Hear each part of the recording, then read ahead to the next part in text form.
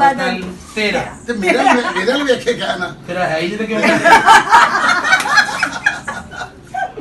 ਲਵੇ ਸੇ ਅਗਲੇ ਡਰਾਮੇ ਦਾ ਨਾਮ ਰੱਖਣਾ ਹੈ, ਮੋਟਾ ਬਦਨ ਤੇਰਾ। ਹਾਂਜੀ ਇਧਰ ਮੁਕਰ ਕੇ ਜੋ ਗੱਲਾਂ ਕਰ ਰਹੇ ਮੋਟਾ ਬਦਨ ਤੇਰਾ ਤੂੰ ਇਹ ਪੂਰਾ ਗੱਲ ਆਗਾ ਸਭ ਅਕਲ ਕਰੋਗੇ क्यों जी? हाँ अस्सलाम वालेकुम जी विकी साहब। वालेकुम सलाम। गोरा बदन तेरा आगा जी कोई होश दे ना फोन लवो की हो गया तानू क्यों की है?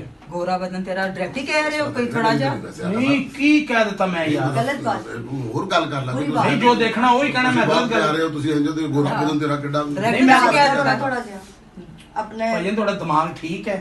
ਨਹੀਂ ਤੇਰਾ ਠੀਕ ਨਹੀਂ ਲੱਗ ਰਿਹਾ नहीं ਤੁਸੀਂ इसलिए सुन रहे हो कितने काम कर रहे हो? ਮਹਿਫਲ ਥੀਏਟਰ कदों से कर रहे हो? ਆਪਣਾ 19 ਤਾਰੀਖ ਦੇ ड्रामे का नाम की है? ਗੋਰਾ ਬਦਨ ਤੇਰਾ कौन क्यों कह रहे हैं? ਓਏ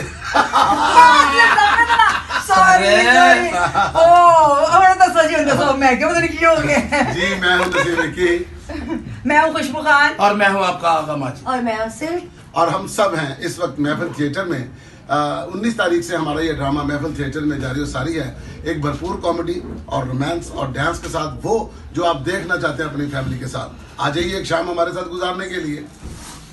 मुसन्निफ और हिदायतकार नसीम विक्की का गोरा बदन तेरा। ਤੇ ਮੇਰੇ ਲਈ ਵੇਖੇ ਕਿਆ ਨਾ तेरा है ही नहीं तो क्यों ਲਵੇ ਸੇ ਅਗਲੇ ਡਰਾਮੇ ਦਾ ਨਾਮ ਰੱਖਣਾ ਹੈ, ਮੋਟਾ ਬਦਨ ਤੇਰਾ।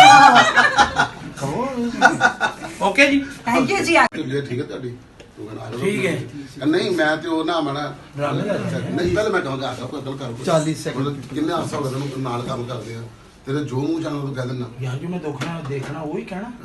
ਡਰਾਮੇ ਦਾ ਨਾਮ ਹੈਗਾ ਕਹਿੰਦਾ ਤੁਸੀਂ ਐਵੇਂ ਐਵੇਂ ਮੈਂ ਤੇ ਚੜਾਈ ਕਰ ਦਿੰਦੇ ਹੋ ਕਹਿੰਦਾ ਉਹਨੂੰ ਪੁੱਛੋ ਉਹ ਕਹਿੰਦਾ ਤੁਸੀਂ ਗੱਲ ਤਾਂ ਸੁਣੋ। ਹੈ ਨਾ। ਸਹੀ ਦੱਸ ਉਹ ਤੇ ਐਸੇ ਸਖੀ ਦਿਲ ਬੰਦੇ ਨੇ ਹਾਂ ਜਿਹੜੀ ਵੀ ਕੋਈ ਗਰੀਬ ਗੁਰਬਾ ਆਈ ਹੈ ਯਕੀਨ ਮੰਨੋ ਉਹਨੂੰ ਹੱਥ ਵਾਲੀ ਮਸ਼ੀਨ ਲੈ ਕੇ ਦੇ ਦਿੰਦੇ ਨਹੀਂ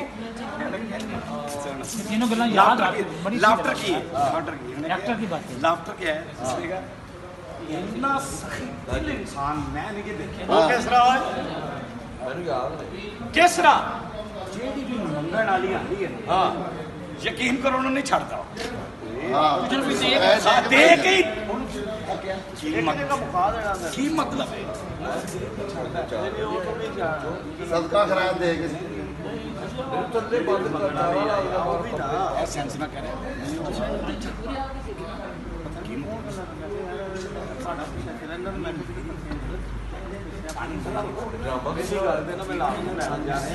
ਜਿਹੜੀ ਵੀ ਮੰਗਣ ਵਾਲੀ ਆਈ ਹੈ ਮੱਲੀ ਨੇ ਨਹੀਂ ਤੁਸੀਂ ਦੱਸਿਆ ਮੈਂ ਤੁਹਾਨੂੰ ਪੁੱਛਿਆ